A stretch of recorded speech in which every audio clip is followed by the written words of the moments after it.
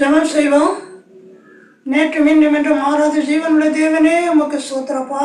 கர்த்தாவே, இந்த அதிகாலை வேலையிலே உடைய வேத வசனனை தியானிக்கும்படியாக ஜெபிக்கும்படியான இந்த கிருபை கொடுத்ததற்காக உமக்கு நன்றி தகப்பனே. வேதத்திலிருந்து ஒரு வசனத்தை வாசிக்கிறேன். கர்த்தருடைய சங்கீதம் 1ஆம் அதிகாரம் 1வது வசனம். கர்த்தருடைய வேதத்தை தியானமாய் இருக்கிற மனுஷன் பாக்கியவான்.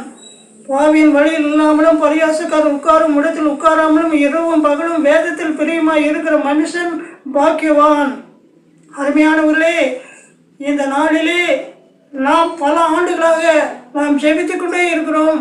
நம்முடைய காரியங்கள் வாய்க்காமல் இருப்பதற்கு என்ன காரணம் என்பதை இந்த வேத வசனத்திலிருந்து நாம் தெரிந்து கொள்வோம். முதலாவது, நாம் வேத வசனத்தை வாசிக்கிறோம். முழு மனதோடு முழு நம்பிக்கையோடு நாம் வாசிப்பது கிடையாது. அந்த வேத வசனங்களை தியானம் செய்வதும் கிடையாது. வாசிப்பதோடு விட்டு விடுகிறோம். வேத வசனத்தை வாசிப்பதோடு மாத்திரமல்ல, அதை தியானம் செய்து அதனுடைய கருத்துக்களை என்ன என்று நாம் அறிந்து நம்முடைய வாழ்க்கையிலே கீழ்ப்படிந்து நடக்க வேண்டும். வேத வசனத்தை வாசிப்பதோடு விட்டுவிடாமல் அந்த வேத வசனங்களை நாம் விசுவாசிக்க வேண்டும். உலக பிரகாரமான நாம் உற்றார் உறவுகள் எல்லோரையும் நாம் விசுவாசிக்கிறோம். உலக பிரகாரமான காரியங்களை விசுவாசிக்கிறோம். ஆனால் வேதத்தினுடைய வாழ்ந்தவருடைய வார்த்தைகளை நாம் விசுவாசிப்பது கிடையாது. விசுவாசிக்க வேண்டும். அடுத்த வேத வசனத்தின்படி ஆராய்ந்து பார்க்கும் பொழுது வேத வசனத்திற்கு நாம் விசுவாசத்தோடு ஜெபிக்க வேண்டும். விசுவாசம் இல்லாமல் தேவனுக்கு பிரியமாக இருப்பது கூடாத காரியம் என்று ரோமர் 10ஆம் அதிகாரம் 17வது வசனத்தில்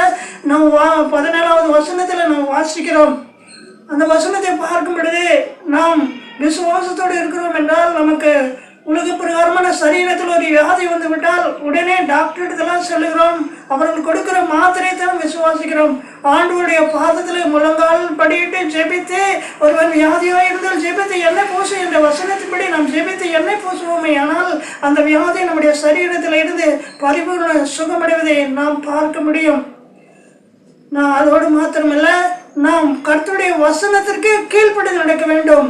ஒவ்வொரு நாளும் வேதத்தை வாசிக்கணும், தியானிக்கணும், ஜெபிக்கணும். அதிகாலையில் என்னை தேடுகிறவன் என்னை கண்டடைவான். வேத வசனத்தின்படி அதிகாலையிலிருந்து ஆண்டவருடைய பாதத்தில் இருந்து நாம் ஜெபிக்க வேண்டும். அப்பொழுது ஜெபிக்கும் பொழுது ஆண்டவர் நம்முடைய காரியங்களை வாய்க்க செய்வார். பல ஆண்டுகளாக நம்முடைய குழந்தைகளுக்கு வேலை வாய்ப்பு கிடைக்கலையே என்று கவலையோடு இருக்கிறோம். வீடு கட்ட முடியவில்லையே என்று கவலையோடு கண்ணீரோடு ஆண்டவருடைய சமூகத்தில் ஏறெடுத்துக் கொண்டு இருக்கிறோம். திருமண காரியம் ஆகாமல் வயதாகி எத்தனையோ மக்கள் இருக்கிறார்கள். அந்த மக்களுக்காக நம்ம ஒவ்வொரு நாளிலும் ஜெபித்துக் கொண்டு இருக்கிறோம்.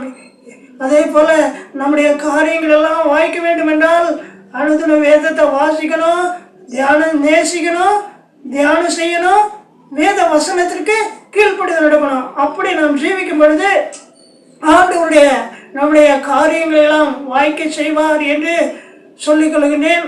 இந்த வேளையிலும் ஆண்டவருடைய வாழ்க்கையில விசுவாசத்தினால ஏற்பட்ட ஒரு காரியத்தை உங்களுடைய சமூகத்தில் நான் சொல்ல விரும்புகின்றேன். கடந்த 3 மாதங்களுக்கு முன்பாக நான் வளர்த்திய மாடு திடீரென்று மேய்ச்சல் நிலத்தில் கட்டியிருக்கும் பொழுது கயிறு சுற்றி கீழே விழுந்து மரண போராட்டத்தோடு போராடி கொண்டிருந்தது. என்னுடைய திருச்சபையிலே நான் செய்து கொடுக்கின்ற வேளையிலே ஒரு சகோதரி வந்து என்னை அழைத்து சென்றார்கள். அங்கு சென்று பார்க்கும் பொழுது மாடு மரண போராட்டத்திலே படுத்திருந்தது. கண்களெல்லாம் வெளியே வந்து விட்டது, நாக்கு வெளியே வந்து விட்டது, மூச்சு விட திணறி கொண்டிருந்தது.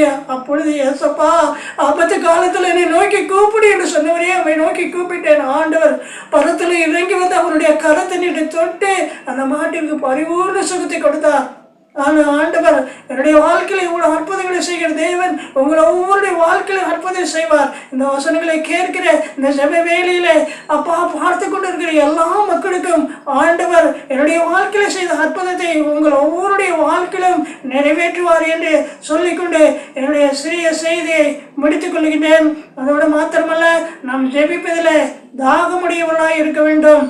ஜெபங்கேளும் பதில் தாரும் அதிசயம் செய்பவரே.